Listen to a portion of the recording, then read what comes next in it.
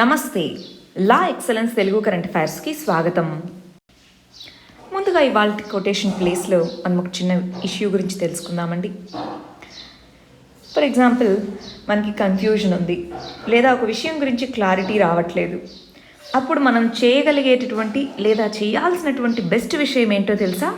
అసలు మన బ్రెయిన్లో ఏమేమి ఉందో అదంతా ఒక చోట రాసి పెట్టుకోవాలి. మన థాట్స్ ఎలా ఉన్నాయో అవంతా ఒక చోట రాసి పెట్టుకోవాలి. దానివల్ల ఏమవుతుంది, అసలు మనం దేని గురించి కన్ఫ్యూజ్ అవుతున్నాం, లేదా దేని గురించి బాధపడుతున్నాం, లేదా దేని గురించి వరీ అవుతున్నాం అన్నది క్లారిటీ వస్తుంది. ఫర్ ఎగ్జాంపుల్, మన ప్రాబ్లం ఏంటి, దానికి సొల్యూషన్ కూడా, పాసిబుల్ సొల్యూషన్. ఫర్ ఎగ్జాంపుల్, మన దగ్గర 3 ఆప్షన్స్ ఉన్నాయి లేదా 4 ఆప్షన్స్ ఉన్నాయి, అవి రాసుకోవాలి. అప్పుడు ఏమవుతుందంటే మనకి ఆ క్లారిటీ అనేటటువంటిది చాలా నీట్గా వస్తుందన్నమాట. ఒక్కసారి ప్రయత్నించి చూడండి. జనరల్గా ఏమవుతూ ఉంటుందంటే మనం అలా ఆలోచిస్తూ ఉన్నామనుకోండి, కొన్నిసార్లు చాలా స్ట్రెస్ఫుల్గా అనిపిస్తూ ఉంటుంది, ఏం చేయాలి తెలియదు, తోచదు. అప్పుడు నీట్గా ఇదిగో ఇష్యూ ఇది. ఫర్ ఎగ్జాంపుల్, 2 సబ్జెక్ట్స్ చదివాను, మిగిలినవి రివైజ్ చేయలేదు అనుకుందాం. సో అది రాసుకోవాలి. మరి ఏం చేయాలి, సొల్యూషన్ ఏంటి? వరీ అవుతూ కూర్చోవడము, 2 మిగిలినవి క్విక్గా రివిజన్ చేసుకోవడము, దానికి సంబంధించి ఏమైనా ఫ్రీ వీడియోస్ ఏమైనా ఉన్నాయో చూసుకో. ఇలాగ మనకు ఆప్షన్స్ ఉంటాయి, ఆల్టర్నేటివ్స్ ఉంటాయి, అవి వెతికి దాన్ని సాల్వ్ చేసుకోవాలి. సో రాయడం అన్నది మన ప్రాబ్లమ్ని చాలా రిలీఫ్ని ఇస్తుందండి, చాలా క్లారిటీని కూడా ఇస్తుంది. ఒకసారి ట్రై చేసి చూడండి. సరే, మరి మన ప్రిలిమ్స్ ఎగ్జామ్కి సంబంధించి మీకు అందరికీ ఆల్రెడీ ఐడియా ఉండే ఉంటుంది. లా ఎక్స్ ప్రిలిమ్స్ రివిజన్ సిరీస్ అనేటటువంటి వీడియోస్ చేస్తున్నాం. అది మనకి తెలుగులోనూ మన లా ఎక్స్ ఛానల్లో చేస్తున్నాం, ఇంగ్లీష్లోనూ సివిల్స్ ప్రెప్ ఛానల్లో చేస్తున్నాం. So Telugu, English and Kannada 3 ఛానల్స్లోనూ మనం ఈ వీడియోస్ చేస్తున్నామండి. దాంట్లో మన తెలుగు ఛానల్లో ఆల్రెడీ మీరు రెగ్యులర్గా ఫాలో అయ్యే స్టూడెంట్స్ అయితే 10 వీడియోస్ కంప్లీట్ చేశాం. ఈ 7 వీడియోస్ కూడా ఈ వీక్లో కంప్లీట్ అయిపోతాయి. అంటే నెక్స్ట్ ఈరోజు సండే కదా, నెక్స్ట్ సండే కల్లా ఈ 7 వీడియోస్ కూడా కంప్లీట్ అయిపోతాయి. ఈ 17 ఏరియాస్ నుంచి మనం 15 నుంచి 20 క్వశ్చన్స్ వస్తాయని ఎక్స్పెక్ట్ చేస్తున్నామండి. రైట్? సో ప్రిలిమ్స్లో, యూపీఎస్సీ ప్రిలిమ్స్ ఎగ్జామ్లో సో చాలా జాగ్రత్తగా ఫాలో అవుతూ ఉండండి. ఒక్కొక్క వీడియోకి సంబంధించి పీడిఎఫ్స్ కూడా డిస్క్రిప్షన్లో ప్రొవైడ్ చేయడం జరిగింది. ఆ పీడిఎఫ్స్ చదువుతూ, రివిజన్ చేసుకుంటూ, ఆ వీడియో వింటూ, ఏమైనా డౌట్స్ ఉంటే అడుగుతూ, ఇలాగా జాగ్రత్తగా ఈ 20 డేస్ కనుక మంచిగా ప్రిపేర్ అవ్వగలిగితే ఎగ్జామ్కి చాలా బాగా మనం రాయగలుగుతాం. రైట్? ఆల్రెడీ 10 వీడియోస్ కంప్లీట్ చేసేసాం. ఇంగ్లీష్లో కావాలనుకుంటే ఇంగ్లీష్లో చూడండి, తెలుగులో కావాలనుకుంటే తెలుగులో చూడండి. రైట్? సో మరి ఈ మిగిలిన 7 వీడియోస్ని ఈ వీక్లో కంప్లీట్ చేసేద్దాం. ఆ తర్వాత ఒక 3 క్లాసెస్ సీసాట్కి సంబంధించి పేపర్ 2 ఉంటుంది కదా, పేపర్ 2 మీద చాలామందికి డౌట్స్ ఉన్నాయి. సీసాట్కి సంబంధించి ఒక 3 సెషన్స్ తీసుకోవడం జరుగుతుందండి. ఎలా రాయాలి ఏంటి అదేం మీరు వరీ అవ్వాల్సిన అక్కర్లేదు. కొన్ని ప్రీవియస్ క్వశ్చన్స్ అవి ప్రాక్టీస్ చేయాలి, అవి ఎలాగా ఏంటి అని ఒక 3 క్లాసెస్ సీసాట్ని ఎలా అప్రోచ్ అవ్వాలి దాని మీద తీసుకోవడం జరుగుతుంది. రైట్, ఇది క్లారిటీ కదా. మరి గుర్తుందా, రేపు మండే రోజు మనకేం ప్రోగ్రామ్ ఉంటుంది? T20లో రేపు ఎన్విరాన్మెంట్కి సంబంధించిన ప్రోగ్రామ్ 6:30కి లైవ్లో మనము 50 క్వశ్చన్స్ సాల్వ్ చేయబోతున్నాం. రెడీగా ఉన్నారా అందరూ? ఆల్రెడీ మనం 4 సెషన్స్ని కంప్లీట్ చేసాం T20 రైజ్ ప్రోగ్రాంలో. రేపు ఎన్విరాన్మెంట్కి సంబంధించినటువంటిది లైవ్లో సాల్వ్ చేయబోతున్నాం. అందరు రెడీగా ఉండండి. మరి స్టార్ట్ చేసేద్దామా ఇవాళ వీడియో? రైట్, మరి ముందుగా మొన్న ఇచ్చినటువంటి ప్రిలిమ్స్ క్వశ్చన్స్కి ఆన్సర్స్ చూద్దామండి. ఫస్ట్ క్వశ్చన్ వచ్చేటప్పటికి, కోల్డ్ ఓషన్ కరెంట్స్ అనేటటువంటివి కోస్టల్ ఏరియాస్లో డ్రాట్ని కలగజేస్తాయి. అదే వార్మ్ ఓషన్ కరెంట్స్ అనేటటువంటివి హెవీ టు మోడరేట్ రెయిన్ఫాల్ని ఇస్తాయి కోస్టల్ తీర ప్రాంతాల్లో అన్నారు. అవునా కాదా? ఎస్. మనం అసలు ఎందుకు చదువుకుంటున్నాం ఇది? కాలిఫోర్నియాలో అగ్ని ప్రమాదం, ఈ ఫారెస్ట్ ఫైర్స్ అవుతున్నాయి, ఇవన్నీ చదువుకున్నాం కదా ఆ కంటెక్స్లో.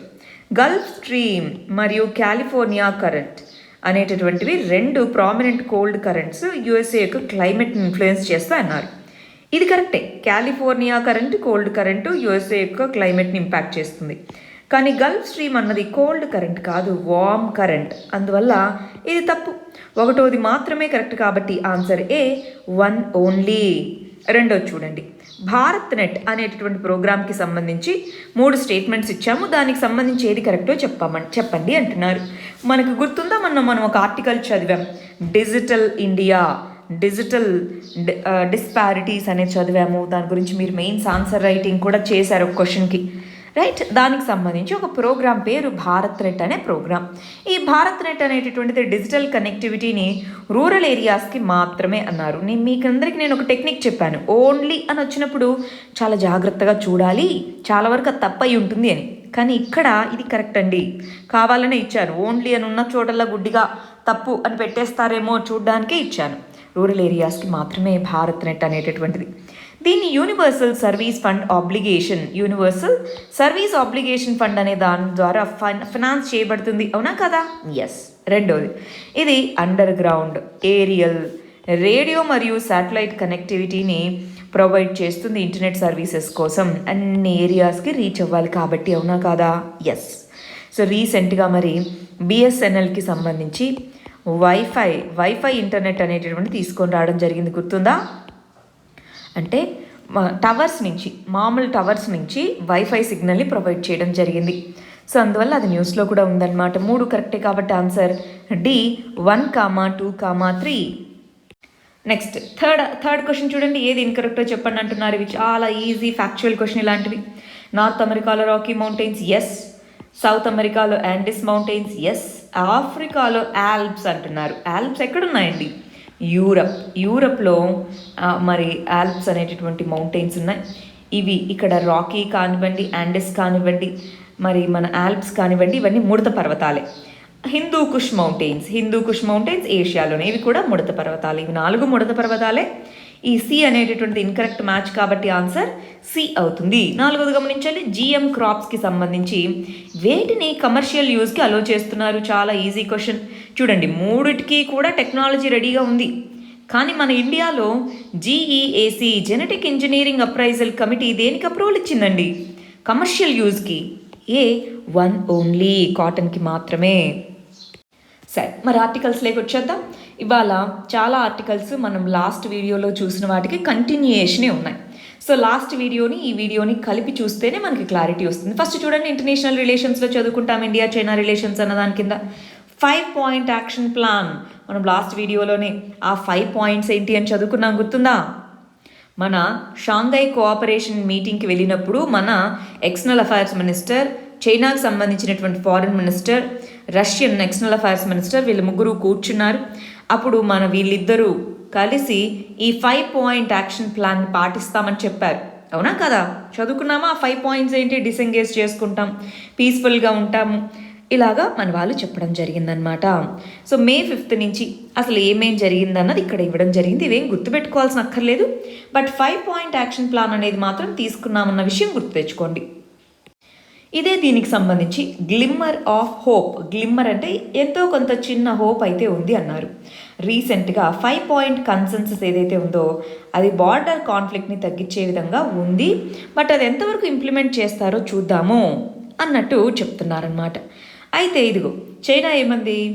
ఇండియానే కావాలని ఇలాగ మమ్మల్ని రెచ్చగొడుతుంది. ఒకసారి అది హిస్టరీని గుర్తు తెచ్చుకోవాలి. అంటే 1962లో ఏం జరిగిందో ఒకసారి గుర్తు తెచ్చుకోండి మీరు. మమ్మల్ని అనవసరంగా రెచ్చగొడుతున్నారు అన్నట్టుగా చైనా మనకి చెప్పడం జరిగింది. ఇంతకీ ఏం జరిగింది 1962లో? 1959 నుంచి మన దేశానికి మరియు చైనాకి టెన్షన్స్ మొదలయ్యాయి. ఆ కంటెక్స్లో అప్పటి నుంచి స్లోగా కాన్ఫ్లిక్ట్ పెరుగుతూ 1962లో ఫుల్ స్కేల్ వార్కి దారితీసింది. ఆ ఫుల్ స్కేల్ వార్లో మరి 1 మంత్కే సీజ్ ఫైర్ ప్రకటించినప్పటికీ ఇండియన్ సైడ్ చాలా లాస్ అనేది అయిందనమాట. సో ఆ కంటెక్స్లో చూసారా, అలాంటి లెసన్ మళ్ళీ రిపీట్ అవ్వకుండా ఉంటుంది, జాగ్రత్తగా ఉండండి అన్నట్టుగా చెప్పడం జరిగింది. సో ఇలాగ అఫీషియల్ స్టేట్మెంట్స్ ఇవ్వడం వల్ల ఏమవుతుంది? పొలిటికల్గా ఏ డెసిషన్ తీసుకోవాలన్నా కష్టమవుతుంది 2 దేశాలకి. చూడు, ఫర్ ఎగ్జాంపుల్ ఇలా చెప్పినప్పుడు మన వాళ్ళు శాంతి ప్రక్రియ అన్నారనుకో, అపోజిషన్ పార్టీస్ ఏమంటాయి? ప్రైమ్ మినిస్టర్ తోక ముడుచుకున్నారు, అలాగ మాట్లాడేటటువంటి పొలిటికల్గా కొన్ని సెన్సిటివ్ ఇష్యూస్ ఉంటాయన్నమాట. 2 దేశాలు కూడా 2 దేశాల యొక్క పొలిటికల్ సెన్సిటివిటీస్ని దృష్టిలో పెట్టుకుని మరి సమస్యని పరిష్కరించుకోవాలి. ఇంతకుముందు కూడా అంతే, స్లోగా చైనా ఆక్యుపై చేసుకుంటూ వచ్చింది. అసలు 1959 ఆ టైంకి అసలు ఎందుకు కాన్ఫ్లిక్ట్ ఉండింది? అక్సై చిన్ అనేటటువంటి ప్రాంతం ఏదైతే ఉందో, ఈ అక్సై చిన్ ప్రాంతంలో వీళ్ళు ఒక రోడ్డుని వేసుకున్నారు, అక్సై చిన్ రోడ్ అని. సో అందువల్ల మనకి కాన్ఫ్లిక్ట్ వచ్చింది. సో అలాంటివి వచ్చి అది ఇంకా అప్పటి నుంచి అక్కడే ఉంది కదా. ఇప్పుడు కూడా ఏదైతే ఆక్యుపై చేసుకున్న ప్రాంతం అదంతా మాదే అని ఫ్యూచర్లో అనే ప్రమాదం కూడా ఉంది. సో చైనా యొక్క అసలు ఏంటి, అది ఏం మాట్లాడుతుంది, దాని ట్రెండ్ ఏంటి అని గమనించి ఇండియా మెజర్స్ తీసుకోవాలి. దాన్ని గుడ్డిగా నమ్మకూడదు. అది ఇక్కడ చెప్తున్నటువంటిది. నెక్స్ట్ ఆర్టికల్ కూడా ఇండియా చైనా రిలేషన్కి సంబంధించిందే అండి.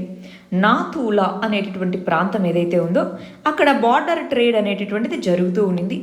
ఈ కాన్ఫ్లిక్ట్ వచ్చినప్పటి నుంచి ఆ ట్రేడ్ అనేటటువంటిది తగ్గిపోయింది లేదా ఆగిపోయింది అన్నట్టుగా చెప్తున్నారనమాట. ఇదిగో సిక్కిం నాథూలా అనేటటువంటి ఈ పాస్ ఎక్కడుంది? పాస్ అంటే మౌంటైన్ పాస్ అంటాము, దాన్నే కనుమ అంటారు తెలుగులో.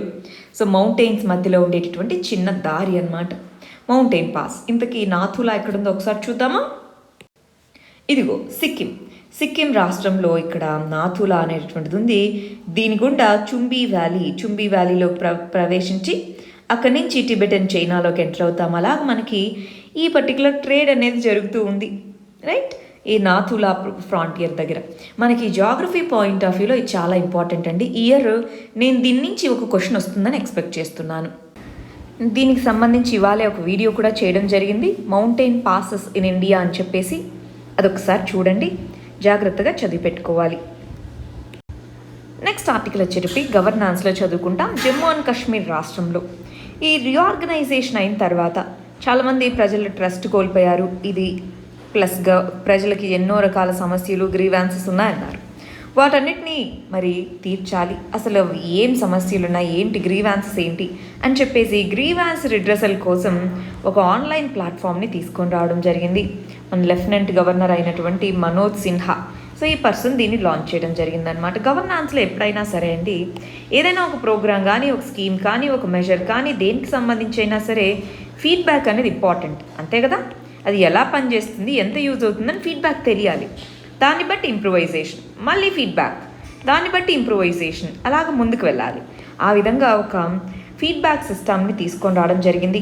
డిస్ట్రిక్ట్ కలెక్టర్స్, డిప్యూటీ కమిషనర్స్ ఎవరైతే ఉంటారో వాళ్ళు ఆ పర్టికులర్ గ్రీవాన్సెస్ ఏంటి అని తెలుసుకోవడం, వాటిని సాల్వ్ చేయడంలో ప్రైమరీ రోల్ ప్లే చేస్తారు. అది ఇక్కడ చెప్తున్నటువంటిది అనమాట. కానీ గమనించాలి, ఇది జస్ట్ ఒక ఆన్లైన్ పోర్టల్ మాత్రమే. ఓవరాల్ అడ్మినిస్ట్రేషన్లో రిఫార్మ్స్ తీసుకొని వచ్చి అక్కడ ఉండేటటువంటి పొలిటికల్ గ్రీవాన్సెస్ని సాల్వ్ చేయాలి, అడ్మినిస్ట్రేటివ్ గ్రీవాన్సెస్ని సాల్వ్ చేయాలి. అప్పుడే పీస్ అనేటటువంటిది ఆ ప్రాంతంలో ప్రివేల్ అవుతుందన్నమాట. నెక్స్ట్ ఆర్టికల్ ఇంటర్నేషనల్ రిలేషన్స్కి సంబంధించింది. యుఎస్ఏ చైనా రిలేషన్షిప్ ఒక చిన్న అప్డేట్ కోసమే అనమాట. ఇక్కడ ఏం చేస్తున్నారు, యుఎస్ఏ యూనివర్సిటీస్లో చదువుతున్నటువంటి Chinese citizens or Chinese students ఎవరైతే ఉన్నారో వాళ్ళందరూ ఎస్పినాజ్ అంటే వీళ్ళందరూ ఇక్కడ ఉండేటటువంటి డేటాని, రీసెర్చ్ డేటాని, దీన్నంతా తీసుకెళ్ళి చైనా యొక్క యూసేజ్ కోసం వాడుతున్నారు అని చెప్పేసి చాలామందికి వీసా టైం ఏదైతే ఉంటుందో సో వాటన్నిటిని తగ్గించేసి మీరు వెళ్ళిపోండి అన్నట్టుగా చెప్పడం జరిగిందనమాట. 1000కి పైగా వాళ్ళ యొక్క వీసాస్ ఏవైతే ఇచ్చారో చైనీస్ స్టూడెంట్స్కి వాళ్ళ వీసాస్ని రివోక్ చేయడం జరిగింది. ఇది స్పెసిఫిక్గా దానికి ఏం ప్రూఫ్స్ ఉన్నాయన్నది వేరే విషయం. ఆల్రెడీ మనకి చైనా యుఎస్ఏ మధ్యలో ముందేమో అది ట్రేడ్ వార్గా మారింది, ఆ తర్వాత పొలిటికల్ వార్గా మారింది, ఆ తర్వాత ఈ కరోనా టైంలో ఇంకా పెద్దగా గొడవలు అనేవి జరుగుతూ ఉన్నాయి. ఓవరాల్గా ఏంటి, చైనా పెరుగుతుంది, ఎకనామిక్గా స్ట్రాటజిక్గా చైనా పెరుగుతుంది, యుఎస్ఏ కాంపిటీషన్ వస్తుంది. అప్పుడు ఖచ్చితంగా దీన్ని తొక్కేయాలి అన్నటువంటి ఆ ఫీలింగ్తోనే చేస్తున్నారన్నది మనకందరికీ తెలిసిన రియాలిటీ. కానీ రెండు దేశాల మధ్య అయితే కాన్ఫ్లిక్ట్ ఉంది.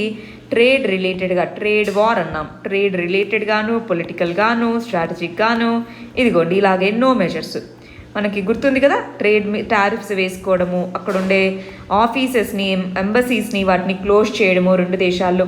హాంకాంగ్కి సంబంధించి హాంకాంగ్లో ప్రొటెస్టులు జరుగుతున్నాయి, అది యుఎస్ఏ యొక్క ప్రోద్బలంతోనే జరుగుతున్నాయని చైనా చెప్పడము. ఇలా ఎన్నో రకాలుగా రెండు దేశాల మధ్య గొడవలు జరుగుతున్నాయి. లేటెస్ట్గా అయితే ఇది, జస్ట్ ఆ ఒక్క విషయం గుర్తుపెట్టుకోండి చాలు.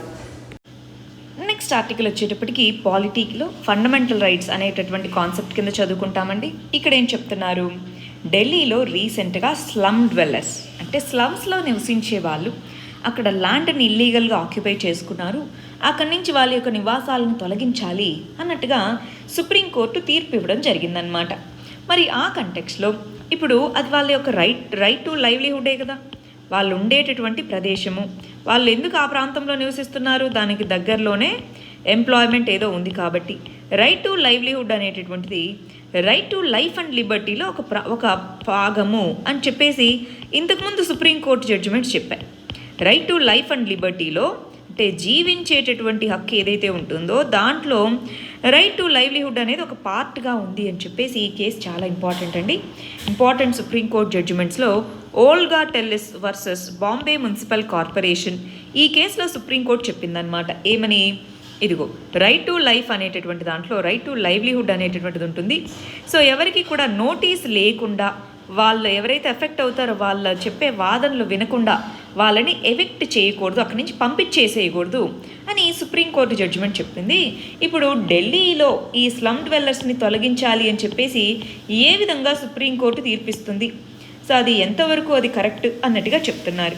ఒక్కసారి చెప్పండి, ఇప్పుడు ఆ ల్యాండ్ గవర్నమెంట్ది మరి ఇల్లీగల్గా వచ్చి ఆక్యుపై చేసుకున్నప్పుడు అక్కడి నుంచి వాళ్ళని తొలగించేటటువంటి హక్కు గవర్నమెంట్కి అయితే గవర్నమెంట్కి ఉంటుంది, ఆ ల్యాండ్ ప్రైవేట్ది అయితే ప్రైవేట్ వాళ్ళకు ఉండాలి న్యాయంగా చూస్తే, అంతేనా కాదా అండి?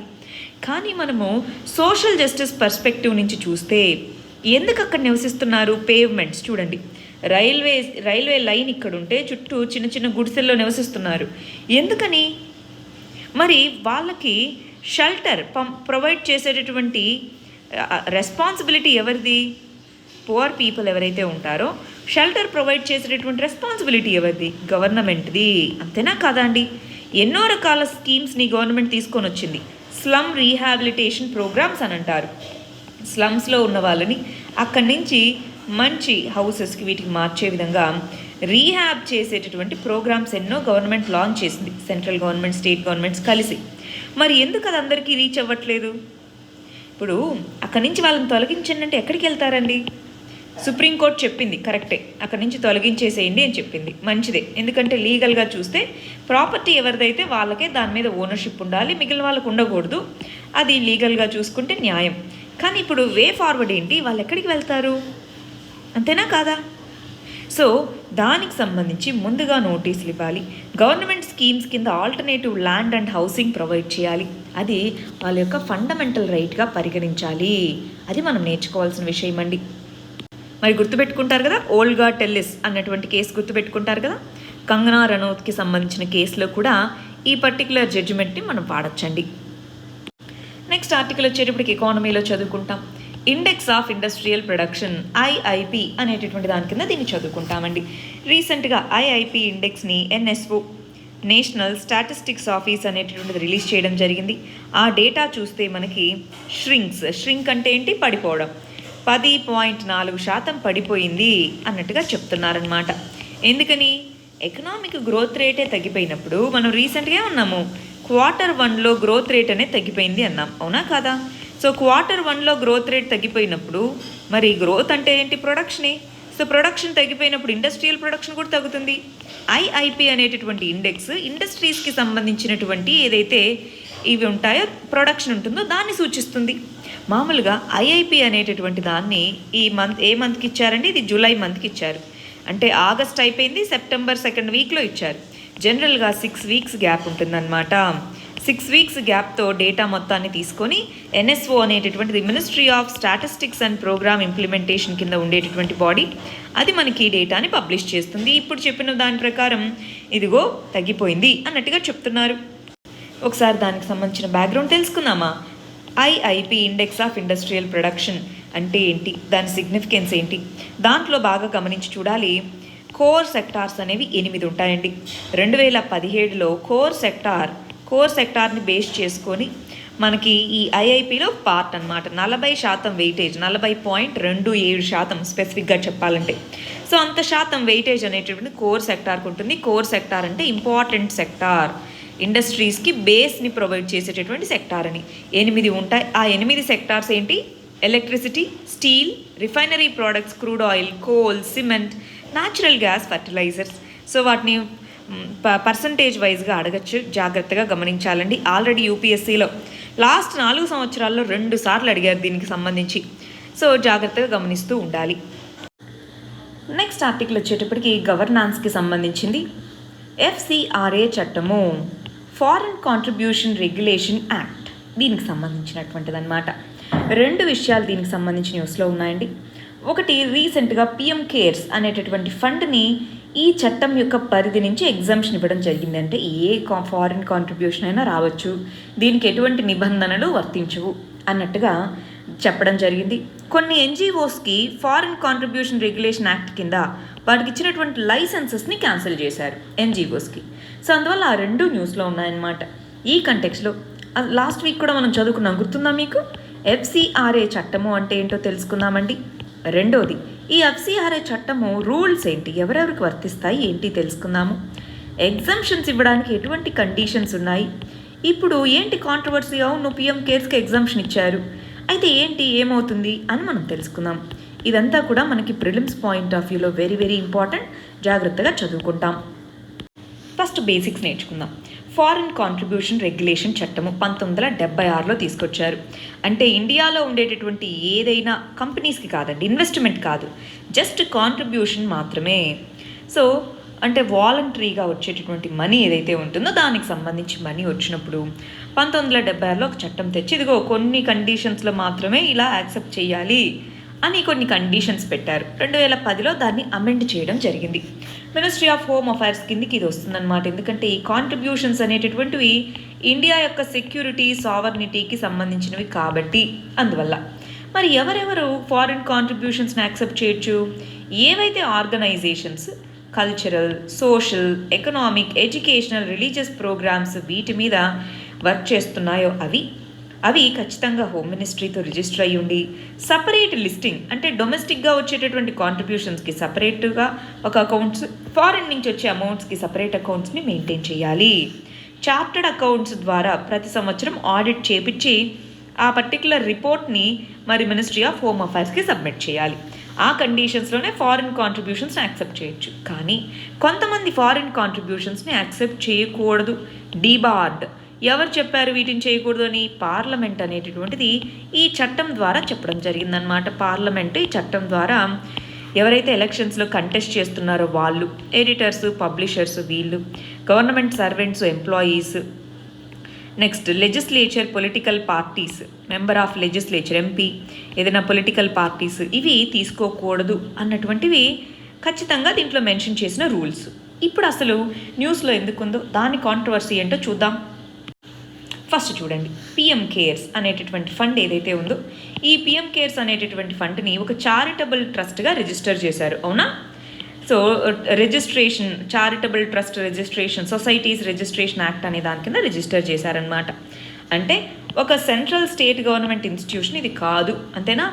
సెంట్రల్ లేదా స్టేట్ గవర్నమెంట్ ద్వారా ఒక చట్టాన్ని తీసుకొని రాలేదు, ఒక రిజిస్ట్రేషన్స్ చట్టం కింద రిజిస్టర్ చేశారు అంతే.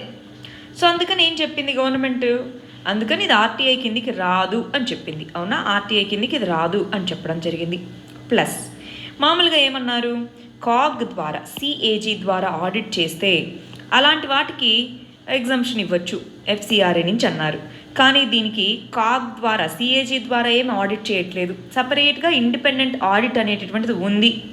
సపరేట్ ఆడిట్ ఉంది, సెంట్రల్ స్టేట్ గవర్నమెంట్ చట్టం కింద డైరెక్ట్గా తీసుకొని రాలేదు, రిజిస్ట్రేషన్స్ యాక్ట్ కింద తీసుకొచ్చారు, ఆర్టీఐ కిందకి రావట్లేదు. ఇలాంటి కంటెక్స్లో అసలు ఏ విధంగా మీరు ఎఫ్సిఆర్ఏకి సంబంధించి ఏ విధమైన కండిషన్స్ వర్తించవు, మీ ఇష్టం, ఫారిన్ కాంట్రిబ్యూషన్స్ ఎంతైనా చేయొచ్చు అని ఎలా చెప్పారు అని అడిగారనమాట.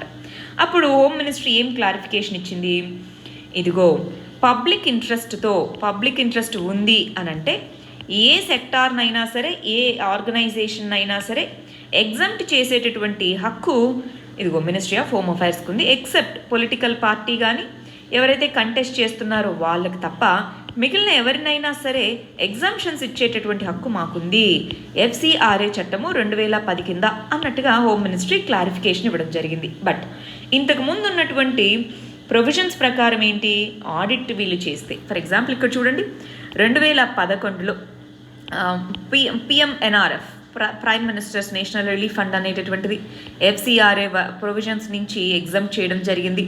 అదే కాకుండా prime minister citizen assistance and relief emergency situations fund, ఇదిగో ఇప్పుడుందా పిఎం కేర్స్, దాన్ని రీసెంట్గా ఎగ్జామ్ చేయడం జరిగింది. అడిగితే అప్పుడు కూడా ఉంది కదా, ఇప్పుడు కూడా ఉంది కదా. సో దాంతోపాటు ఇంకా చాలా ఫండ్స్ని మరి ఎఫ్సిఆర్ఏ కింద ఎగ్జామ్షన్స్ ఇచ్చాము. Overseas India development foundation Bharat Ke Veer, ఇది సైనికులకు సంబంధించింది. ఇలాంటి వాటన్నిటికీ చాలా వాటికి ఎగ్జామ్షన్స్ ఉన్నాయి.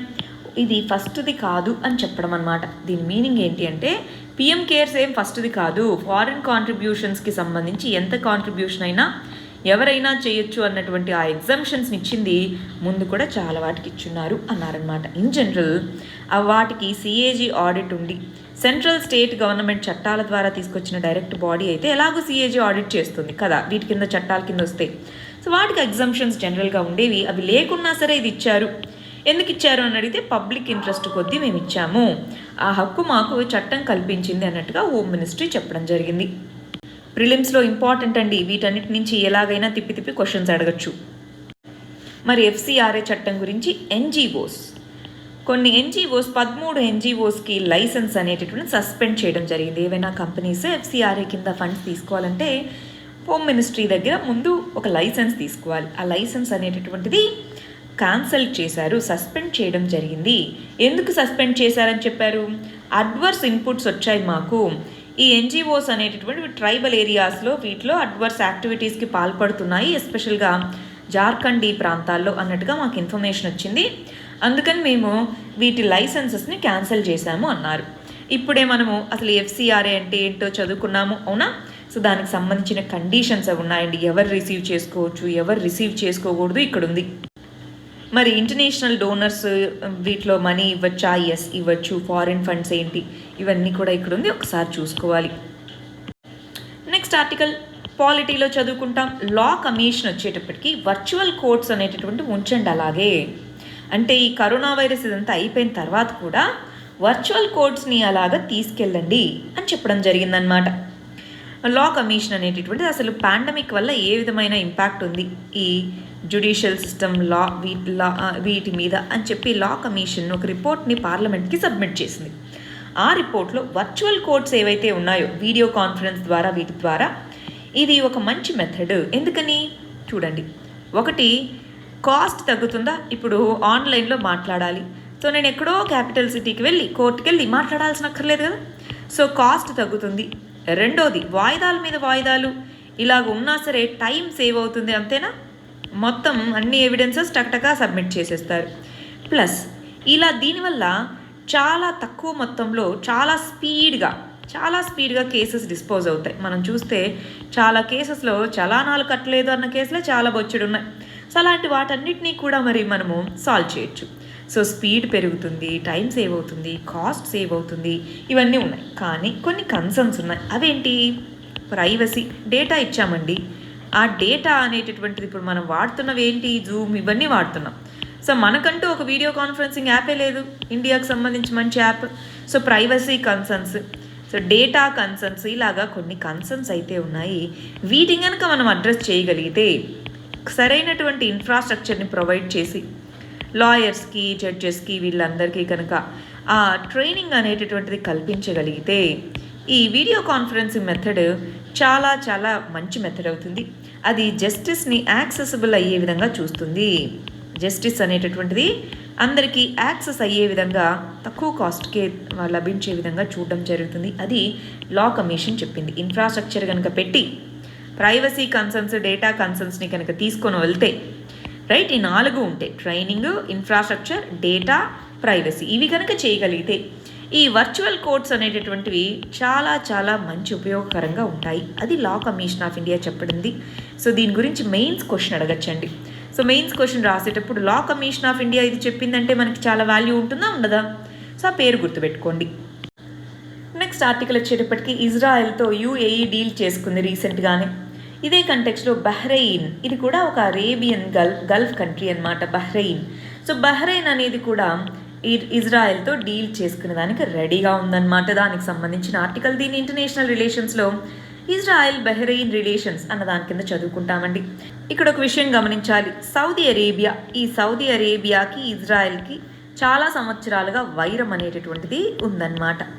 సో ఆ ప్రాంతంలో నేనే పవర్ఫుల్ ఉండాలి అనేది ఇది రెండు ప్రయత్నిస్తూ ఉన్నాయి. అలాగే ఇరాన్ అని చెప్పేసి రకరకాల కంట్రీస్ ఉన్నాయి. రీసెంట్గా మరి గల్ఫ్ కంట్రీ అయినటువంటి యూఏఈ ఇజ్రాయెల్తో డీల్ చేసుకుంది. ఈ కంటెక్స్లో సౌదీ కూడా దాన్ని క్రిటిసైజ్ చేయలేదు, ఏమీ అనలేదన్నమాట. ఇలాంటి కంటెక్స్లో బహ్రెయిన్ అనేటటువంటి కంట్రీ కూడా ఇజ్రాయెల్తో డీల్ చేసుకుంటాము అన్నట్టుగా చెప్తున్నాయన్నమాట. మరి సౌదీ అరేబియా కూడా ఏమనట్లేదు. సౌదీ అరేబియా ఒకవేళ అపోజ్ చేసుంటే అండి ఇది కష్టమయ్యేది, కానీ అదేమీ అనట్లేదు. మేబీ సౌదీ అరేబియా కూడా స్లోగా ఇజ్రాయెల్తో ఫ్రెండ్షిప్ ఇది తీసుకునేటటువంటి అవకాశం ఉంది అన్నట్టుగా చెప్తున్నారు. మరి అసలు ఈ బహ్రెయిన్ అనే కంట్రీకి ఇజ్రాయెల్కి డీల్ జరిగితే ఏమవుతుంది ఏంటి చూద్దాం. అసలు వీళ్ళందరి మధ్య ఎందుకు గొడవండి? ఇది ఎందుకో తెలియాలి అంటే ఇజ్రాయెల్ పాలస్తీన్ కాన్ఫ్లిక్ట్ అనేటటువంటిది ఒక ఇంపార్టెంట్ ఏరియా, ఇది మనం తెలుసుకోవాలి. దానికి సంబంధించి ఒక డెడికేటెడ్ కంప్లీట్ వీడియో చేయడం జరిగింది దాని బ్యాక్గ్రౌండ్కి సంబంధించి. వీలైతే ఒకసారి చూడండి, మన ఛానల్లో ఆ వీడియో ఉంది. ఇక్కడ చూడాలి, ఇది ఓ చిన్న ఐలాండ్ కంట్రీ ఉందా, ఈ చిన్న ఐలాండ్ కంట్రీ మన బహ్రెయిన్, చిన్నది అన్నమాట. పర్షియన్ గల్ఫ్ ప్రాంతంలో ఉంది. స్ట్రాటజిక్గా చాలా చాలా ఇంపార్టెంట్ కంట్రీ. రీసెంట్గా యూఏఈ డీల్ చేసుకుంది. ఇజ్రాయెల్ ఎక్కడుంది? ఇక్కడ.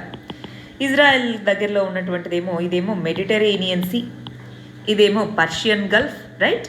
సో ఈ చిన్న డాట్ లాంటిదే మన బహ్రెయిన్ అని అంటాము.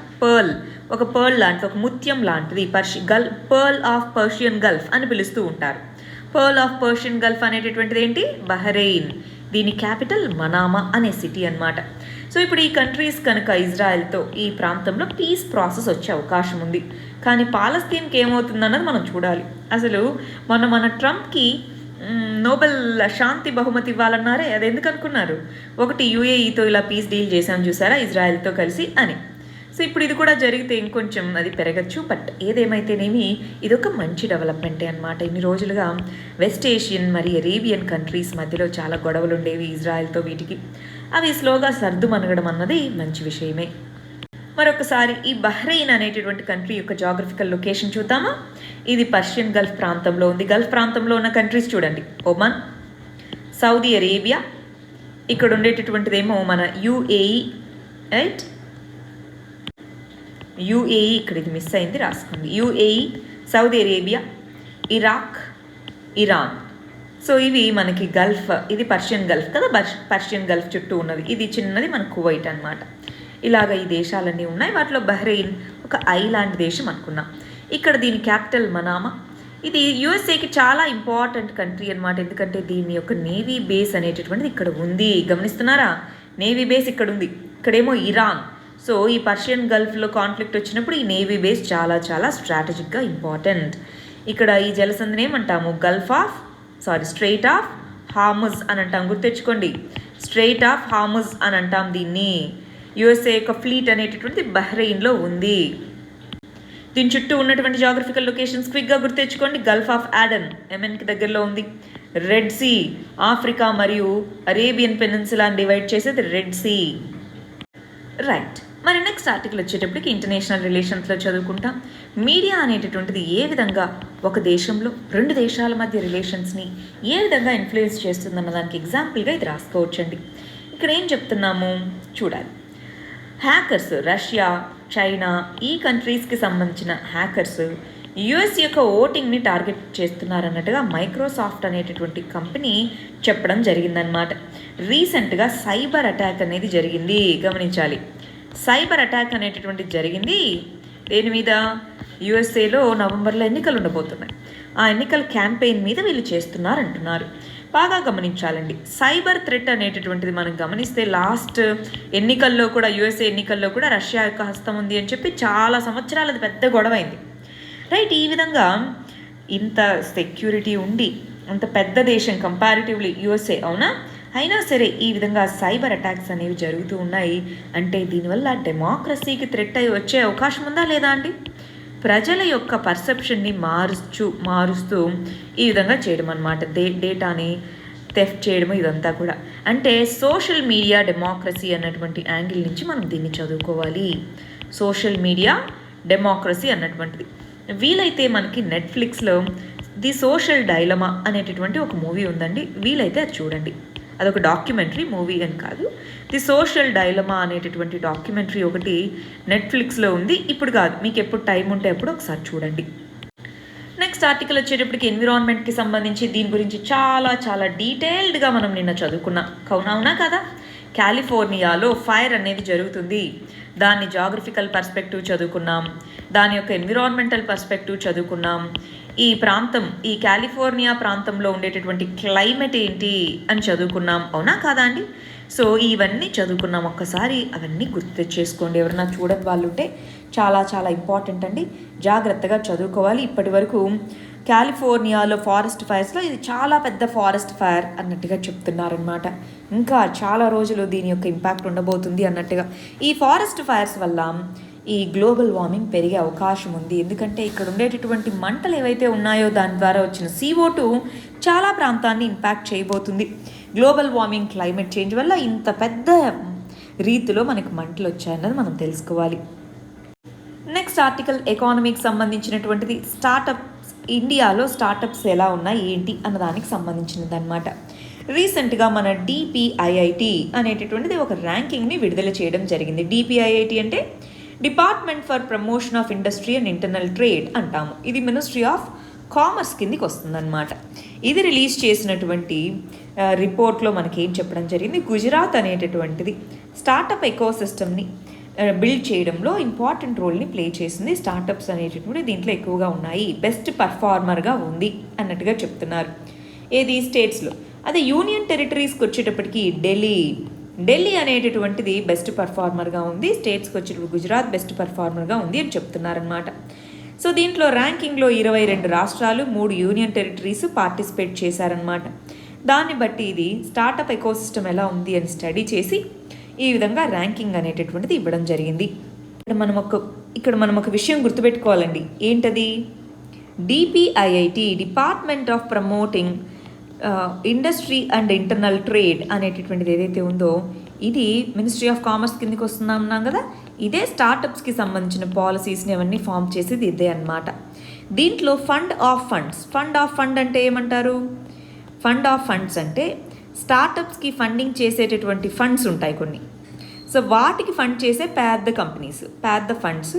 సో ఇవి చిన్న చిన్న ఫండ్స్కి కాంట్రిబ్యూట్ చేస్తే ఇవి స్టార్టప్స్లో ఇన్వెస్ట్ చేస్తూ ఉంటాయి. అలా ఫండ్స్ ఆఫ్ ఫండ్స్, ఆ ఎకోసిస్టమ్ ఎలా ఉంది ఏంటి అని చెప్పేసి దీని కింద స్టడీ చేయడం జరిగింది. ఓవరాల్గా ఇక్కడ నేర్చుకోవాల్సిన ఒక ఇంపార్టెంట్ పాయింట్ ఏంటి, DPIIT స్టడీ చేపట్టడం జరిగింది. స్టేట్స్లో ఏమో మొదటి ర్యాంక్ గుజరాత్కి వచ్చింది, యూనియన్ టెరిటరీలో ఏమో మొదటి ర్యాంకు ఢిల్లీ యూనియన్ టెరిటరీకి వచ్చింది. ఆ విషయం గుర్తుపెట్టుకోండి. నెక్స్ట్ ఆర్టికల్ వచ్చేటప్పటికి హెల్త్ అన్న దాని కింద చదువుకుంటాం. రీసెంట్గా ఏమన్నా ఆక్స్ఫర్డ్ వ్యాక్సిన్ ట్రయల్స్ అనేటటువంటివి టెంపరీగా నిలిపివేయడం జరిగింది అని అన్నారు. అవునా? సో దాన్ని మళ్ళీ రెజ్యూమ్ చేస్తున్నాం యూకేలో అంటున్నారు. ఎందుకని? ఇదిగో 18,000 మంది ఈ వ్యాక్సిన్ని రిసీవ్ చేసుకున్నప్పుడు కొంతమందికైనా అన్వెల్గా ఉంటుంది. సో దాంతో మేము ఆపలేము అందుకని చెప్పేసి అని అన్నారనమాట. యూకేకి సంబంధించినటువంటి medical and health care products regulatory agency, అది రెగ్యులేటర్ అనమాట వాళ్ళకి. సో అది ఓకే, మీరు వెళ్ళండి రీసెర్చ్ ఈ వ్యాక్సిన్ ట్రయల్స్లో అని చెప్పడం జరిగిందనమాట. సో అందువల్ల ముందుకు వెళ్తున్నారు అన్నట్టుగా చెప్తున్నారు. మన ఇండియాలో ఓవరాల్గా 6 టైప్స్ ఆఫ్ వ్యాక్సిన్స్ అనేటటువంటివి క్లినికల్ ట్రయల్స్ స్టేజ్లో ఉన్నాయి అని చెప్తున్నారండి. మనం బాగా గమనించాలి. నిన్ననే స్టాప్ చేసి మళ్ళీ ఇవాళ సరే ముందుకెళ్ళండి అని ఎందుకు చెప్తారు? చాలా వరకు ఇక్కడ మనీ, లాబింగ్ ఇవన్నీ ఇన్వాల్వ్ అయి ఉంటాయండి. ఏదేమైనప్పటికీ పబ్లిక్ సేఫ్టీ మరియు ఎఫిషియన్సీ ఈ రెండింటిని మాత్రం ఎప్పుడూ కూడా దాటి ఓన్లీ మనీ కోసం ఈ విధంగా అప్రూవల్స్ ఇవ్వకూడదు. ఒకవేళ నిజంగానే ఎఫిషియన్సీ ఉంటే ఇవ్వడంలో తప్పులేదు, కానీ పబ్లిక్ సేఫ్టీని ప్రైమసీగా తీసుకోవాలి. నెక్స్ట్ ఆర్టికల్ వచ్చేటప్పటికి మన స్టేట్ రిలేటెడ్ ఇన్ఫర్మేషన్ అండి. దీనికి సంబంధించి ఒక స్పెషల్ వీడియో మన ఛానల్లో చేయడం జరిగింది. తెలంగాణకు సంబంధించినటువంటి రెవెన్యూ కొత్త బిల్లు తీసుకొచ్చారు. ఆ బిల్లుకి సంబంధించి దాంట్లో VRO వ్యవస్థని ఏ విధంగా మారుస్తున్నారు, వీటన్నిటికీ సంబంధించి ఒక స్పెషల్ వీడియో చేయడం జరిగింది. ఒకసారి దాన్ని చూడండి. నెక్స్ట్ ఆర్టికల్ వెరీ ఇంపార్టెంట్ అండి. సైన్స్ అండ్ టెక్నాలజీకి సంబంధించి చాలా ఇంపార్టెంట్ ఆర్టికల్. అది వచ్చేటప్పటికి ఇండియన్ బ్రెయిన్ అట్లస్ లేదా ఇండియన్ బ్రెయిన్ టెంప్లెట్ అని అంటాము. మనకి ఒక్కొక్క ప్రాంతంలో ఉండేటటువంటి ఒక్కొక్క హ్యూమన్స్కి సంబంధించి అసలు బ్రెయిన్కి సంబంధించినటువంటి టెంప్లెట్స్ని తయారు చేస్తున్నారనమాట. మనకి NIMHANS అనేటటువంటి ఇన్స్టిట్యూట్ ఏదైతే ఉందో అది మనకి ఇండియన్ బ్రెయిన్ టెంప్లెట్ అనేటటువంటి ఒక ప్రోగ్రామ్ని తీసుకొని వచ్చి ఇప్పటి వరకు 500 బ్రెయిన్స్ని స్కాన్ చేసి పెట్టుకుందనమాట. MRI స్కానింగ్ చేసి పెట్టుకుంది. సో దాంతో మనకి ఏం అర్థమవుతుంది, అసలు బ్రెయిన్ కంపోజిషన్ ఎలా ఉంది, వర్కింగ్ ఎలా ఉంది, కంపారిటివ్లీ బ్రెయిన్ సైజ్ ఎలా ఉంది. ఇప్పుడు మన దేశంలో ఉండే వాళ్ళ జీన్స్ ఇవి వేరేగా ఉంటాయి, వేరే దేశంలో ఉండే వాళ్ళ వేరేగా ఉంటాయి. సో ఆ కంపారిజన్ కోసం అసలు బ్రెయిన్కి సంబంధించిన డిజార్డర్స్ ఎలా వస్తున్నాయి ఇవన్నీ కూడా తెలుస్తాయి. ఇక్కడ హ్యూమన్ బ్రెయిన్ మ్యాపింగ్ అనేటటువంటిది చేయడం జరుగుతుందన్నమాట. ఈ కంటెక్స్లో దీనివల్ల ఏమేమి ఉపయోగాలు ఉన్నాయి ఇలా చేయడం వల్ల, ఈ టెంప్లెట్ అనేది ఉందనుకోండి, ప్రిసైజ్గా మనకి అసలు ఇండివిజువల్ పేషెంట్లో అసలు ఏ విధంగా న్యూరలాజికల్ డిజార్డర్స్ ఉన్నాయి, మన స్ట్రోక్ ఎలా వస్తుంది, డెమెన్షియా మతిమరుపు ఎలా వస్తుంది, ఈ ఇన్ఫర్మేషన్ మొత్తం మనకు తెలుస్తుంది. సో వాటికి సంబంధించి మనం ఏదైనా సరే ఒక ట్రీట్మెంట్ని డెవలప్ చేయాలన్నా వీటన్నిటికీ కూడా ఇది ఉపయోగపడుతుంది. అందువల్ల ఈ ఇనిషియేటివ్ని తీసుకొని రావడం జరిగిందనమాట. నెక్స్ట్ ఆర్టికల్ ఇంటర్నేషనల్ రిలేషన్స్కి సంబంధించిందండి. దీంట్లో చాలా పాయింట్స్ ఒకటే చోట డెన్సిటీతో ఉన్నాయి, అవి చూద్దాం. దీంట్లో లాజిస్టిక్స్ ప్యాక్ట్, అసలు దీని మీనింగ్ ఏంటి?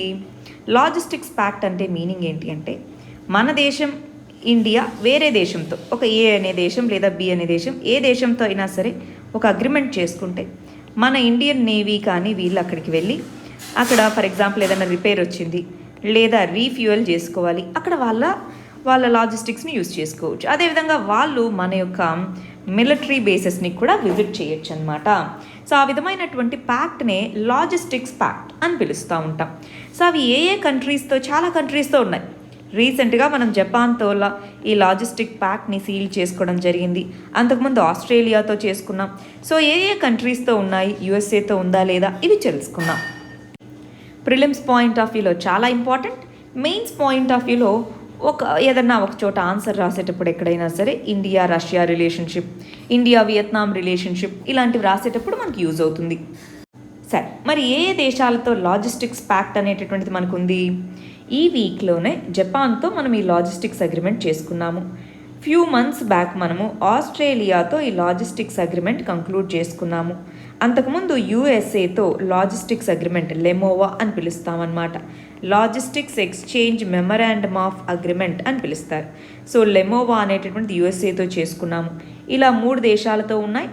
ఇప్పుడు మనకి ఈ 3 దేశాలు దేంట్లో భాగం అంటే ఇండియాతో కలిపితే వీటిని ఏమంటున్నాం ఇప్పుడు? క్వాడ్, అవునా కదా? ఈ 4 దేశాల గ్రూపింగ్ని ఏమంటున్నాం? క్వాడ్ అంటున్నాం. అంటే క్వాడ్ కంట్రీస్ అన్నిటితోనూ మన ఇండియాకి లాజిస్టిక్ అగ్రిమెంట్స్ ఉన్నాయి. ఆ విషయం గుర్తుపెట్టుకోండి. సరే, ఇప్పుడు ఇంకెవరితో ఈ అగ్రిమెంట్ చేసుకోవడానికి ప్రయత్నిస్తున్నాము? UK, Vietnam important country, south China సీతో బార్డర్ ఉండేటటువంటి కంట్రీ, రష్యా, ఈ 3తో ఈ pact logistics memorandum of agreement లాంటిది చేసుకోవడానికి ప్రయత్నిస్తున్నాము. ఇది ఇక్కడ చెప్తున్నటువంటిది అనమాట. రైట్, ఈ అగ్రిమెంట్స్ వీటితో చేసుకోవడం వల్ల మనకి ఇంపార్టెన్స్ ఏంటి? ఇదిగో వియత్నాం అనుకోండి, సౌత్ చైనా సీ, ఇక్కడ మనకి ప్రాముఖ్యత అనేటటువంటిది పెరుగుతుంది, అవునా? South China see. యూకే అనేటటువంటిది ఇప్పుడు పవర్ఫుల్ కంట్రీ కాకపోయినప్పటికీ యూకే యొక్క నేవీ ఇప్పటికి కూడా చాలా పవర్ఫుల్. ఇంతకుముందు కూడా యూకే మిగిలిన కంట్రీస్ని కొలనైజ్ చేసుకోవడానికి one of the important reason ఏంటి? దాని యొక్క నేవీ స్ట్రాంగ్. ఇప్పుడు కూడా నేవీ స్ట్రాంగ్. రష్యా మనకు తెలుసు కదా, మనకి ఆల్ వెదర్ ఫ్రెండ్, మనకి ఆర్కిటిక్ నార్త్ సైడ్ ఆర్కిటిక్ రీజన్లో మనం రీఫ్యూయలింగ్ కానీ ఇలాంటివి ఏమన్నా చేసుకోవాలనుకున్నప్పుడు రష్యా అనేటటువంటిది ఇంపార్టెంట్ కంట్రీ అవుతుందన్నమాట. రష్యా యొక్క ఫార్ ఈస్ట్ రీజన్ అంటారు. ఫార్ ఈస్ట్ రీజన్ అంటే ఈస్టర్న్ సైడ్. ఫార్ ఈస్ట్ రీజన్లో ఇక్కడంతా మనం ఇన్వెస్ట్మెంట్స్ చేసుకుంటాం, ఇలాగన్నీ మాట్లాడుకుంటున్నాం కదా. ఈ కంటెక్స్లో ఇలాంటి లాజిస్టిక్స్ మెమరాండమ్ ఆఫ్ అగ్రిమెంట్ కూడా చేసుకోవాలి, అది మనం అనుకుంటున్న విషయం అన్నమాట. నెక్స్ట్ ఆర్టికల్ జస్ట్ ఒక ఆర్గ్యుమెంట్ కోసం పాలిటీలో చదువుకుంటాం, జ్యుడిషియరీలో. ఇక్కడ జడ్జెస్ విక్టిమ్స్ ఆఫ్ గాసిప్ అని అంటున్నారు. అంటే జడ్జెస్ మేము కూడా ఎన్నో త్యాగాలు చేస్తాం, మా సోషల్ లైఫ్ అనేది లేకుండా. సో మేము ఎక్కడికి వెళ్ళినా సరే ఆ డెకోరం మెయింటైన్ చేయాలని చెప్పి మేము ఎంతో ప్రయత్నిస్తూ ఉంటాం. మా ఫ్యామిలీ మెంబర్స్ వీళ్ళందరికీ సంబంధించి మాకు కూడా ఎన్నో ఉంటాయి. కానీ మీరు జడ్జెస్కి సంబంధించి ఈ విధంగా ఇష్టం వచ్చినట్టుగా క్రిటిసైజ్ చేయడము, వీటన్నిటికీ జడ్జెస్ ఎక్కువగా సఫర్ అవుతున్నారు, అది మీకు తెలియట్లేదు. ఫ్రీ స్పీచ్ అనేటటువంటిది అందరికీ ఉండాలి, కానీ జ్యుడిషియల్ ఇండిపెండెన్స్ అనేటటువంటిది ఉండాలి. దానికి పర్సనల్ ఇండిపెండెన్స్ కూడా మాకు ఉండేలాగా చూడండి. జ్యుడిషియల్ ఇండిపెండెన్సే కాదు, పర్సనల్ ఇండిపెండెన్స్ కూడా ఉండాలి. సో పర్సనల్ క్రిటిసిజం అనేటటువంటిది కూడా సరైనది కాదు అన్నట్టుగా చెప్తున్నారనమాట. సో మీరు ఏదైనా కంటెంప్ట్ ఆఫ్ కోర్ట్ ఇలాంటి వాటికి సంబంధించి ఆర్గ్యుమెంట్స్ రాసేటప్పుడు సుప్రీంకోర్టు జడ్జ్ ఎన్వి రమణ ఈ విధంగా అన్నారు అన్నట్టుగా చెప్పుకోవచ్చు. సోషల్ మీడియాలో చాలా వరకు జ్యుడిషియరీ ఇది చేస్తుంది అది చేస్తుంది అని చెప్పేసి వాళ్ళ పర్సనల్ లైఫ్ మీద ఇలాంటి వీటి మీద కమెంట్ చేస్తూ ఉంటారు కదా. సో మాకు పర్సనల్ లైఫ్లో కూడా ఇండిపెండెన్స్ ఉంటుంది అన్న విషయం మీరు మర్చిపోవద్దు అన్నట్టుగా ఇక్కడ గుర్తు చేస్తున్నారనమాట. నెక్స్ట్ ఆర్టికల్ గవర్నాన్స్, ఎకానమీ వీటి కింద చదువుకుంటాం. T18 అనేటటువంటి ట్రైన్ని రూపొందించారు. మనకి మేక్ ఇన్ ఇండియాకి ఒక ఇంపార్టెంట్ ఎగ్జాంపుల్గా చెప్తూ ఉంటారనమాట. కానీ ఏమైంది, T18 అనేటటువంటి ట్రైన్ ఇప్పుడు మూలన పడిపోయింది. ఎందుకని? ఇండియన్ రైల్వేస్లో ఉండేటటువంటి మెకానికల్ డిపార్ట్మెంట్, ఎలక్ట్రికల్ డిపార్ట్మెంట్ ఇవి రెండు T18 ట్రైన్లో వచ్చినటువంటి ఏదైతే చిన్న ప్రాబ్లమ్స్ ఉన్నాయో వాటికి సంబంధించి మేము కాదు అని చెప్పడము, తయారు చేసినప్పుడే మేమే రెస్పాన్సిబుల్ అన్నారు, ప్రాబ్లం వచ్చేటప్పుడు మేము రెస్పాన్సిబుల్ కాదు అన్నారు. సో దాంతో ఇక్కడ ఇది అయిపోయింది. గమనించాలి, T18 అనేటటువంటిది 18 నెలల్లోనే మన ఇండియాలో సొంత నాలెడ్జ్తో, ఇంతకుముందు ఉండేటటువంటి రైల్వే కోచెస్లో ఇంజిన్స్ అవన్నీ కూడా టెక్నాలజీ వేరే దేశాల నుంచి తెచ్చుకొని మనం తయారు చేసుకునే వాళ్ళం. కానీ ఇక్కడ అలా కాదు, ఫస్ట్ స్టేజ్ నుంచి అన్నిటినీ ఇండిజినస్గా తయారు చేశారు. కానీ ఇప్పుడు ఇది మూలబడిపోయింది. ఇదిగో రీసెంట్గా ఎందుకు న్యూస్లో ఉందంటే, T18 ట్రైన్కి ఆర్కిటెక్ట్ అయినటువంటి పర్సన్ ప్రమోషన్ లిస్ట్లో లేరు అన్నది చెప్తూ ఈ ఆర్టికల్ వచ్చింది. బట్ మనకేది ఇంపార్టెంట్, మేక్ ఇన్ ఇండియా కింద ఇంతగా తయారు చేసినటువంటి దాన్ని కోఆర్డినేషన్ లేకపోవడంతో, డిపార్ట్మెంటల్ కోఆర్డినేషన్ లేదు సరిగా అని చెప్పి దానివల్ల ఆపేయడం అనేటటువంటిది ఎంతవరకు కరెక్ట్, అది మనం తెలుసుకోవాలి. T18 యొక్క ఫీచర్స్ ఏంటి అవి మనం తెలుసుకోవాలి. ఫస్ట్ T18 చూడండి, ఇండియా యొక్క ఫస్ట్ ఇండిజినస్లీ బిల్ట్ ఇంజిన్లెస్ ట్రైన్ అన్నమాట. సో దీన్ని లాస్ట్ ఇయర్ మొదలుపెట్టారు, కానీ కొంత డిలేస్ ఉన్నాయి అవి అని చెప్పేసి ఆపేయడం జరిగింది. అప్పుడు ఇలాగా ప్రాబ్లమ్స్ వచ్చాయన్నమాట. దీన్ని ఎక్కడ డెవలప్ చేశారు? ఇంటిగ్రేటెడ్ కోచ్ ఫ్యాక్టరీ చెన్నైలో తయారు చేశారు.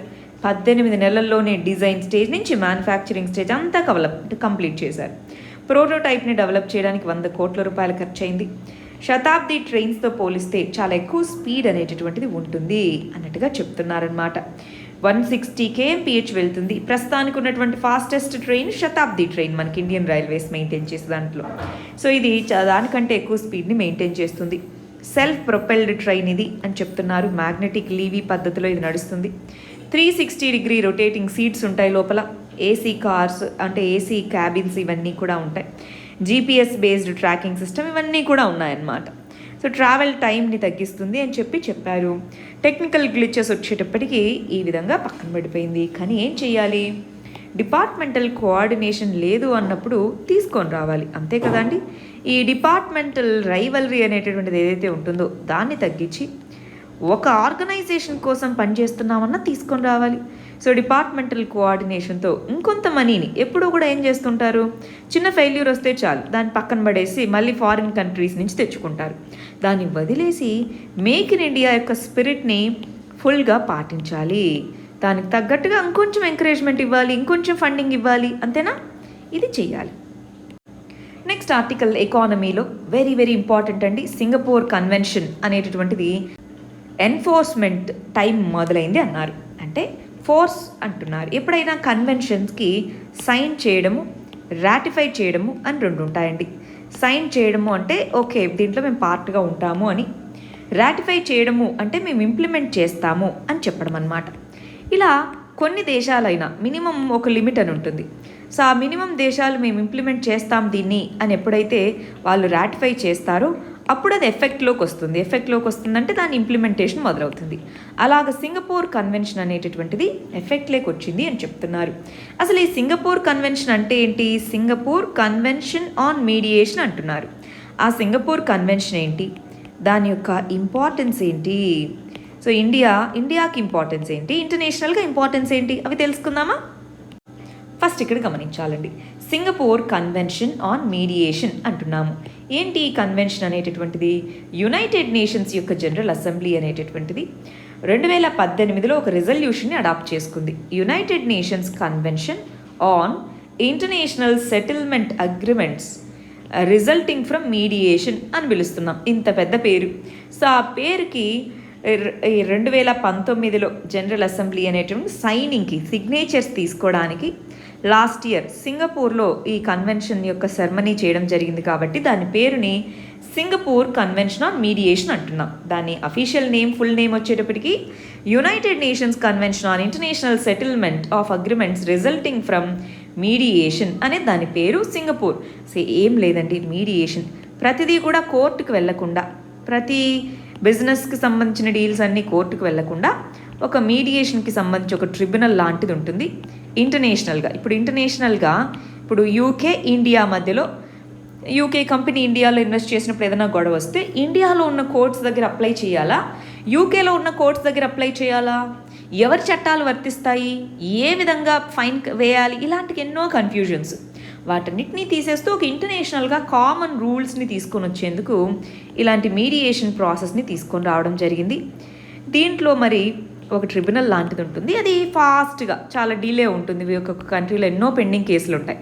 సో చాలా ఫాస్ట్గా, చాలా క్విక్గా మరి రిజల్యూషన్ చేసుకునే దానికి ఈ విధమైనటువంటి కన్వెన్షన్ తీసుకొని రావడం జరిగింది. దీంట్లో ఇండియా మెంబర్.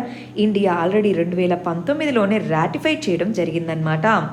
ఇది ఇన్వెస్టార్ యొక్క కాన్ఫిడెన్స్ని, ఓకే ఏదైనా గొడవ వస్తే కూడా ఇంటర్నేషనల్ మీడియేషన్ ఉంది, ఆల్టర్నేటివ్ డిస్ప్యూట్ రెజల్యూషన్ సిస్టమ్ని ఇది స్ట్రెంగ్తెన్ చేస్తుంది. దానివల్ల ఓవరాల్గా ఈజ్ ఆఫ్ డూయింగ్ బిజినెస్ని పెంచుతుంది ఇండియాలో. ఆ విషయం మనం గుర్తుపెట్టుకోవాలి. వరల్డ్ వైడ్గా కూడా కంట్రీస్ మధ్య ట్రేడ్ డిస్ప్యూట్స్ ఏవైతే ఉన్నాయో వాటిని తగ్గిస్తుంది. Singapore convention on mediation very very important. Next article space టెక్నాలజీకి సంబంధించింది. స్క్రామ్జెట్ ఇంజిన్ టెక్నాలజీ ఎందుకు న్యూస్లో ఉంది? మన DRDO అనేటటువంటిది హైపర్సోనిక్ టెక్నాలజీ డెమాన్స్ట్రేషన్ వెహికల్ అనేటటువంటి దాన్ని సక్సెస్ఫుల్గా ఒడిస్సాలోని వీలర్ ఐలాండ్ దాన్ని రీనేమ్ చేశాక అబ్దుల్ కలాం ఐలాండ్ నుంచి ప్రయోగించడం జరిగింది. ఆ టెస్ట్లో మనం వాడినటువంటి ఇంజిన్ స్క్రామ్జెట్ ఇంజిన్. ఆ స్క్రామ్జెట్ ఇంజిన్ అనేటటువంటిది సక్సెస్ఫుల్గా ఫైర్ అవ్వడం జరిగింది, రైట్. సో ఇలాంటి స్క్రామ్జెట్ టెక్నాలజీ అనేటటువంటిది మ్యాక్ 6 సౌండ్ కంటే 5 రెట్ల కంటే ఎక్కువ వేగంగా వెళ్తే దాన్ని హైపర్సోనిక్ అంటారు. మ్యాక్ 6తో ఇది ప్రయాణించడం జరిగింది కాబట్టి ఇది మనకు సక్సెస్ఫుల్ అయినట్టు. ఇది ఇప్పటి వరకు చైనా, USA, రష్యా ఈ 3 దేశాల దగ్గర ఈ టెక్నాలజీ ఉండేది. ఇప్పుడు మన ఇండియా కూడా వీటిలో చేరింది. Scramjet engine technology. దీనికి సంబంధించి ఒక స్పెషల్ వీడియో మనం మన ఛానల్లో అప్లోడ్ చేశామండి, ఒకసారి వీలైతే చూడండి. నేను దీనికి సంబంధించి ఖచ్చితంగా క్వశ్చన్ వస్తుంది ఇయర్ ప్రిలిమ్స్లో అనుకుంటున్నాను, జాగ్రత్తగా చదవండి. నెక్స్ట్ ఆర్టికల్ వచ్చేటప్పటికి గ్రావిటేషనల్ లెన్సింగ్ అంటున్నాం. గ్రావిటేషనల్ లెన్సింగ్ అనేటటువంటిది ఇక్కడ మన ఆస్ట్రోలాజికల్ అబ్జర్వేషన్స్కి సంబంధించింది. దీన్ని మనం సైన్స్ అండ్ టెక్నాలజీలో చదువుకుంటాము. సైన్స్ అండ్ టెక్నాలజీలో మరి ఆస్ట్రోలాజికల్ అబ్జర్వేషన్స్ వీటి కింద చదువుకుంటాం. గ్రావిటేషనల్ లెన్సింగ్ అంటే ఏంటి, దాని మీనింగ్ ఏంటి? ఏదైనా సరే ఒక గెలాక్సీ లేదా ఒక గ్రూప్ ఆఫ్ గెలాక్సీస్ లేదా ఒక బ్లాక్ హోల్ ఏదైనా సరే ఒక గ్రావిటేషనల్ ఫీల్డ్ని క్రియేట్ చేసినప్పుడు మనం దూరం నుంచి ఆ గ్రావిటేషనల్ ఫీల్డ్కి సంబంధించి మనం ఎక్కడో దూరంగా ఉన్నాం, కొన్ని మిలియన్స్ ఆఫ్ లైట్ ఇయర్స్కి దూరంగా ఉన్నాం అనుకోండి. అక్కడి నుంచి దాన్ని అబ్జర్వ్ చేసినప్పుడు అక్కడ లైట్ అనేటటువంటిది బెండ్ అవుతుంది, డిస్టార్ట్ అవుతుంది. ఇదిగోండి ఈ గ్లో కానీ ఇదంతా మనకి దానివల్ల కనిపిస్తుంది అనమాట. ఆ బెండ్ అయ్యేటటువంటి దాన్నే లెన్సింగ్. లెన్స్ అంటే ఏంటి? చూడడం. లెన్సింగ్ అంటే మనం చూసే దీంట్లో అది డిస్టార్షన్గా కనిపిస్తుంది, దాన్నే గ్రావిటేషనల్ లెన్సింగ్ అని అంటాము. దీన్ని ఐన్స్టీన్ యొక్క థియరీ ఆఫ్ రిలేటివిటీతో మనం లింక్ చేసుకుంటామని చెప్తామన్నమాట. గ్రావిటేషనల్ లెన్సింగ్ అనేటటువంటిది ఇదిగో గ్రావిటేషనల్ లెన్సింగ్లో కాస్మాస్ మోడలింగ్ ఒకటి డెవలప్ చేశారని చెప్తున్నారనమాట. సింపుల్గా చెప్పాలంటే ఇదిగో ఈ టర్మ్ ఒక్కటి గుర్తుపెట్టుకోండి. గ్రావిటేషనల్ లెన్సింగ్ అంటే ఏంటి? పెద్ద ఆబ్జెక్ట్స్ గ్రావిటేషనల్ ఫీల్డ్ని క్రియేట్ చేస్తాయి. అవి ఆ గ్రావిటేషనల్ ఫీల్డ్ చాలా స్ట్రాంగ్గా ఉండడం వల్ల మనకి లైట్ అనేటటువంటిది డిస్టార్ట్ అవుతుంది. సో అందువల్ల మనకి ఇక్కడి నుంచి చూసినప్పుడు దాని యొక్క ఫీల్డ్ పరిధి చాలా పెద్దదిగాను లేదా చిన్నదిగాను కనిపించవచ్చు, అంతే, అంతకుమించి ఇంకేది వద్దు. అయితే దీన్ని దేనికోసం ఉపయోగిస్తారు? బ్లాక్ హోల్స్ లేదా డార్క్ మ్యాటర్ ఎక్కడుంది, సో దాన్ని కనుగొనడానికి. ఎందుకని? బ్లాక్ హోల్ డార్క్ మ్యాటర్ని మనం చూడలేం కదా డైరెక్ట్గా చూడలేం. ఎందుకని చూడలేం? లైట్ ఒకసారి వెళ్తే వెనక్కి రాదు. బ్లాక్ హోల్స్ లేదా డార్క్ మ్యాటర్ అనేటటువంటి దాన్ని మనం చూడలేం. కానీ ఈ విధంగా గ్రావిటేషనల్ ఫోర్స్ వల్ల లైట్ బెండ్ అయింది, డిస్టార్ట్ అయింది అంటే అక్కడ గ్రావిటేషనల్ ఫోర్స్ ఇచ్చేటటువంటి ఒక ఆబ్జెక్ట్ ఉంది అని. అప్పుడు ఓకే, ఇక్కడ బ్లాక్ హోల్ ఉంది అని మనం కనుక్కుంటాం. లాస్ట్ ఇయర్ మీకు గుర్తుందో లేదో, ఫస్ట్ టైం ఒక గ్రావిటేషనల్ హోల్ని ఫోటో తీయడం జరిగింది. అసలు ఎలా ఫోటో తీశారు? గ్రావిటేషనల్ ఈ హోల్, అసలు బ్లాక్ హోల్ గుండా మనకి లైట్ పాస్ అవ్వదు కదా, ఫోటో తీయాలంటే లైట్ పాస్ అవ్వాలి కదా. అంటే మనకి ఏమర్థమైంది? ఈ టెక్నిక్, గ్రావిటేషనల్ లెన్సింగ్ అనే టెక్నిక్ను ఉపయోగించి బ్లాక్ హోల్స్ని ఫస్ట్ టైం ఫోటో తీయడం జరిగింది. అందువల్ల ఇది మనకి న్యూస్లో ఉంది. దానికి సంబంధించి ఏవో మోడల్స్ తయారు చేస్తున్నారని చెప్తున్నారు అంతే. సో ఇక్కడ ఇది కాంప్లికేటెడ్ చేసుకోకుండా 2 పాయింట్స్. ఒకటి, గ్రావిటేషనల్ లెన్సింగ్ అంటే ఏంటి, దాన్ని ఏ మెటీరియల్స్ని కనుక్కొనడానికి ఉపయోగిస్తారు, అంతే చాలు. నెక్స్ట్ ఆర్టికల్ సోషల్ జస్టిస్కి సంబంధించి, హెల్త్ కేర్కి సంబంధించండి. వ్యాక్సిన్స్ అన్న దాంట్లో చదువుకుంటాం, ఇందాకే చదివాం కదా. ఆక్స్ఫర్డ్ యూనివర్సిటీకి సంబంధించి వాళ్ళు clinical phase 1, clinical phase 2, human ట్రయల్స్లో ఫేజ్ 2 అయిపోయింది, ఫేజ్ 3కి వచ్చారు. ఫేజ్ 3లో ఇదిగో కొంతమందికి హెల్త్ బాగాలేదని పాజ్ చేశారు, మళ్ళీ స్టార్ట్ చేస్తామన్నారు. ఎందుకని ఇదంతా కాంప్లెక్స్? క్లినికల్ స్టేజ్ 1 and 2లో, హ్యూమన్ ట్రయల్స్ 1 and 2లో హెల్దీ ఇండివిజువల్స్ని తీసుకుంటారండి. హెల్దీ ఇండివిజువల్స్ చాలా తక్కువ మందిని తీసుకుంటారు, వాళ్ళ మీద టెస్ట్ చేస్తారు. ఒకవేళ ఫేజ్ 1 ఫేజ్ 2 కదా, సో ఏదైనా సైడ్ ఎఫెక్ట్స్ ఉన్నా హెల్దీగా యంగ్ పీపుల్ అయితే కొంచెం వాళ్ళు తట్టుకునే ఇమ్యూనిటీ పవర్ ఉంటుంది కాబట్టి. కానీ C3కి వచ్చేటప్పటికి చాలా డైవర్స్ పాపులేషన్, రేషియల్గా అంటే డిఫరెంట్ రేసెస్కి సంబంధించిన పీపుల్, డిఫరెంట్ రీజన్స్కి సంబంధించిన పీపుల్, డిఫరెంట్ ఏజ్ గ్రూప్స్కి సంబంధించిన పీపుల్, వీళ్ళని తీసుకుంటారనమాట. అందువల్ల దీంట్లో రిస్క్స్ చాలా ఎక్కువ. చాలామంది పీపుల్ ఇన్వాల్వ్ అవుతారు, large number of people involve అవ్వడము, డైవర్స్ పాపులేషన్, రీజనల్ డైవర్సిఫికేషన్ ఉండడము, ఏజ్ డైవర్సిఫికేషన్ ఉండడం, వీటన్నిటి వల్ల ఈ C3లోనే ఫెయిల్ అయ్యే ఛాన్సెస్ ఎక్కువ అనమాట. అందువల్ల అది కాంప్లికేటెడ్, అది గుర్తుపెట్టుకుంటే చాలు, మళ్ళీ డీటెయిల్స్ ఏం వెళ్ళాల్సిన అక్కర్లా. నెక్స్ట్ ఆర్టికల్, రీఇన్ఫెక్షన్ రావచ్చా? ఇది ఇప్పుడు ఉన్నటువంటి క్వశ్చన్. రీఇన్ఫెక్షన్ రావచ్చా అన్నది మనకు తెలీదు. ప్రస్తుతానికి కొంతమందికి రీఇన్ఫెక్షన్ వచ్చిందని చెప్తున్నారు, కానీ రీఇన్ఫెక్షన్ రావచ్చా లేదా అన్నది మనకి ఇంకా క్లారిటీ లేదు. ఎన్ని రోజులు ఇమ్యూనిటీ ఉంటుంది? ఇమ్యూనిటీ అంటే ఏంటి? ఒక వ్యక్తికి కోవిడ్ సోకిందండి, కోవిడ్ వ్యాధి వచ్చింది, ఆ వ్యక్తి బాడీలో యాంటీబాడీస్ ఉత్పత్తి అవుతాయి. ఉత్పత్తి అయ్యాక ఎన్ని రోజులు ఉంటాయి ఆ యాంటీబాడీస్ అన్నది మనకు తెలియదు. సో దీనివల్ల రీఇన్ఫెక్షన్ రావచ్చా, రాకూడదా, ఎంతవరకు రావచ్చు అవి మనకి క్లారిటీ లేదు. బట్ చాలా వరకు యాంటీబాడీస్ అనేవి కొన్ని రోజులే ఉంటాయి, రీఇన్ఫెక్షన్ వచ్చే అవకాశం ఉంది, అది మనకి ఇక్కడ తెలుస్తున్న విషయము. అందువల్ల జాగ్రత్తగా ఉండాలి. ఒకసారి వచ్చింది కదా మళ్ళీ రాదులే అనుకునే అవకాశం లేదన్నమాట. నెక్స్ట్ ఆర్టికల్, యురేషియన్ పవర్స్కి కౌంటర్గా ఫామ్ అయినటువంటి counter coalition of Eurasian powers, అదేంటి? షాంఘై కోఆపరేషన్ ఆర్గనైజేషన్, SCO అనేటటువంటి ఆర్గనైజేషన్ని యూరోపియన్ పవర్స్ వీటికి కౌంటర్గా దీన్ని ఏర్పాటు చేయడం జరిగింది అంటున్నారు. మరి SCO అంటే ఏంటి, దీనికి సంబంధించిన బేసిక్స్ ఏంటి? ఇది బేసిక్స్ని డీల్ చేసే ఆర్టికల్ అండి. రీసెంట్గా SCO, షాంఘై కోఆపరేషన్ ఆర్గనైజేషన్కి సంబంధించిన డిఫెన్స్ మినిస్టర్ మీటింగ్ జరిగింది, foreign ministers meeting last week జరిగింది. అందువల్ల మనకి ఇది న్యూస్లో ఉందన్నమాట. ఒకసారి SCO గురించి చూద్దామా? షాంఘై కోఆపరేషన్ ఆర్గనైజేషన్ అంటున్నా. దీనికి సంబంధించి ఇప్పటికే చాలాసార్లు చదువుకోనున్నా, జాగ్రత్తగా ఒకసారి రివిజన్ చేసుకోండి. ఇక్కడ ప్రిలిమ్స్లో చాలా చాలా ఇంపార్టెంట్ అవి. మరి మన ఆర్టికల్స్ నిన్న ఇచ్చినటువంటి మెయిన్స్ క్వశ్చన్కి మన వాళ్ళు ఎలా ఆన్సర్ రాస్తారో ఒకసారి చూసి సెషన్ని ఎండ్ చేద్దాం. డిజిటల్ డివైడ్ అనేటటువంటిది ఇన్ఈక్వాలిటీస్ని తీసుకొని వస్తుంది. ఈ కంటెక్స్లో గవర్నమెంట్ ఏం మెజర్స్ తీసుకుంది డిజిటల్ డివైడ్ని బ్రిడ్జ్ చేయడానికి? వే ఫార్వర్డ్ ఏంటి? మెజర్స్ ఏం తీసుకుంది, వే ఫార్వర్డ్ ఏంటి, అది కదా క్వశ్చన్. చూడాలి. డిజిటల్ డివైడ్ అంటే ఏంటో రాశారు, రీసెంట్గా డేటా ఇది అని రాశారు. చూడండి, ఈ 4 క్వశ్చన్, దీనికి ఎక్కువ మార్కులు. మీరు ఇంట్రడక్షన్ ఇంత పెద్దది రాశారు. ఇదంతా నా దృష్టిలో ఇంట్రడక్షన్ మాత్రమే. మేజర్గా మనం రాయాల్సింది దీని గురించి, గవర్నమెంట్ ఏం మెజర్స్ తీసుకుంది, ఏం చెయ్యాలి అని. గవర్నమెంట్ ఎన్నో మెజర్స్ తీసుకుందండి కదా డిజిటల్ డివైడ్ని బ్రిడ్జ్ చేయడానికి. డిజిటల్ ఇండియా స్కీమ్ అని, optical fibre cable network, Bharat net, ఇలా కొన్ని 10 స్కీమ్స్ ఉన్నాయి. అవి మీరు రాసుకోవచ్చు, కొంచెం కంటెంట్ ఇంప్రూవైజ్ చేయండి. సరే, ఇక్కడ చూడండి, డిజిటల్ డివైడ్ అనేటటువంటిది ఏంటి అని ఇక్కడ ఏం చెప్తున్నారో చూడాలి. సో రీసెంట్ NSO సర్వే చెప్పింది, చాలా షార్ట్గా అయిపోయింది. డిజిటల్ డివైడ్ ఎందుకు ఉంది ఇండియాలో అని రాస్తున్నారు, రైట్?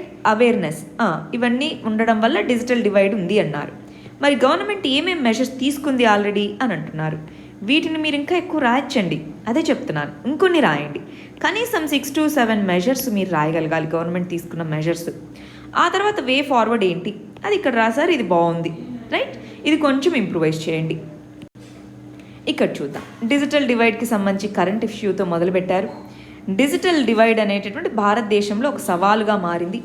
ప్రభుత్వం తీసుకోవాల్సిన చర్యలు కాదండి. క్వశ్చన్లో ఏమడిగారు, ఇది ఫస్ట్ స్టేట్మెంట్ అనేది క్లూ మాత్రమే. కంటెక్స్ట్లో ఏం మెజర్స్ తీసుకుందో చెప్పాలి, ఏం వే ఫార్వర్డో చెప్పాలి. సో ఇది మీరు చాలా షార్ట్గా రాయాలి. ఇదంతా ఇంట్రొడక్షన్ ఏం మీరు రాసింది, అర్థమవుతుందా? చాలా షార్ట్గా రాసి గవర్నమెంట్ ఏం చర్యలు చేపట్టిందో అది రాయండి. దాన్ని స్కోప్ మిస్ అయ్యారు. ఇప్పుడు చూసారు, ఇప్పటివరకు రాసిన ముగ్గురు కూడా కరెక్ట్గా ఆన్సర్ ఏదైతే అడిగారో దాని గురించి సరిగా రాయలేదు. దాన్నే స్కోప్ అంటారు. చాలామంది చేసే మిస్టేక్ ఇదే. క్వశ్చన్లో ఏం అడుగుతున్నారో చూడాలి, 2-3 సార్లు క్వశ్చన్ని చదవాలి. సరే, ఇక్కడ చూద్దాం. డిజిటల్ డివైడ్ అంటే ఏంటి, రీసెంట్ సర్వే ఏం చెప్పింది, గవర్నమెంట్ ఏం ఇనిషియేటివ్స్ తీసుకుంది అని చెప్తున్నారు. గమనిస్తున్నారా? గవర్నమెంట్ ఏం ఇనిషియేటివ్స్ తీసుకుందో ఇక్కడ రాశారు. ఇంకా కొన్ని ప్రాబ్లమ్స్ ఉన్నాయి, అందువల్ల వే ఫార్వర్డ్ ఇది అని రాశారు. గుడ్ అండి, గుడ్. సో ఇక్కడ digital India campaign, good. So దీని గురించి ఇంకొక 1 or 2 మెజర్స్ ఏమన్నా ఉంటే రాసేసుకోండి. బట్ స్ట్రక్చర్ మాత్రం నీట్గా ఉంది, చాలా బాగా రాశారు, గుడ్. ఇక్కడ లేటెస్ట్గా సర్వే ఇలా చెప్పింది, డిజిటల్ డివైడ్ ఇన్ఈక్వాలిటీస్ని ఇలా తీసుకొని వస్తుంది, గవర్నమెంట్ కొన్ని మెజర్స్ తీసుకుంది అని ఇక్కడ రాశారు. సో ఇందాక చెప్పాం కదా, ఏది ఆన్సర్లో మేజర్ పార్టో మనం గుర్తించాలి ఫస్ట్, దానికి ఎక్కువ ఇంపార్టెన్స్ ఇవ్వాలి. So scope of the question ఒక్కసారి చూసి మళ్ళీ నీట్గా రాసుకోండి. ఇక్కడ చూడండి, డిజిటల్ డివైడ్ అంటే ఏంటి, ఇంపార్టెన్స్ ఏంటి, కాజెస్ ఏంటి, మెజర్స్ టేకెన్. క్వశ్చన్లో ఇవంతా అడిగామా అండి? ఇదంతా ఏమవుతుంది, ఇంట్రొడక్షన్ అవుతుంది. మీరు ఇంట్రొడక్షన్ 2/3 రాశారు, అడిగింది దీని గురించి ఈ 2 రాయాలి. సో మీరు కూడా స్కోప్ ఆఫ్ ది క్వశ్చన్ని జాగ్రత్తగా చూసుకొని ఆన్సర్ రాయండి. ఇక్కడ చూడండి, ఇదిగో డిజిటల్ డివైడ్ ఉంది. డిజిటల్ డివైడ్ని అధిగమించడానికి గవర్నమెంట్ ఏమేం చర్యలు తీసుకుంది చూసారా? డైరెక్ట్గా పాయింట్కి వెళ్ళిపోయారు. సమస్యలు ఏమున్నాయి, వే ఫార్వర్డ్ ఏంటి, వెరీ గుడ్, బాగా రాశారు, రైట్. ఇది మరి ఇవాల్టి మన మెయిన్స్ క్వశ్చన్. ఇవి మన first set of prelims questions. ఇవి మన second set of prelims questions. వీటికి ఆన్సర్స్ కమెంట్ సెక్షన్లో ఇవ్వండి. రేపు మనం వీటికి కరెక్ట్ ఆన్సర్స్ ఏంటో చూద్దాం. All the very best, thank you very much. రేపు మన T20 ప్రోగ్రామ్కి రెడీగా ఉండండి. ఎన్విరాన్మెంట్కి సంబంధించిన క్వశ్చన్స్ మనం సాల్వ్ చేయబోతున్నాం. All the best.